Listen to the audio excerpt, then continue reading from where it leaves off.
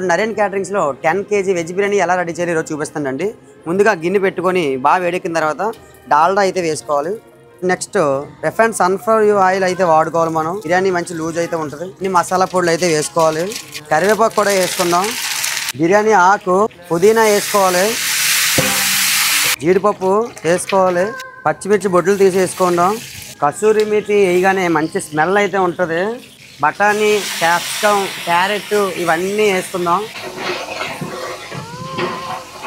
అల్లం వెల్లుల్లి పేస్ట్ వేసుకుందాం. మొత్తం అన్ని దంచుకున్న మసాలా పొడి స్మెల్ అయితే ఓ రేంజ్ లో ఉంది. అలాగే మన స్పెషల్ ధనియాలు, మెంతులు, జీలకర్ర పొడి, ఇది లైట్ గా కారం కలర్ కోసం వాటర్ పోసుకోవాలి.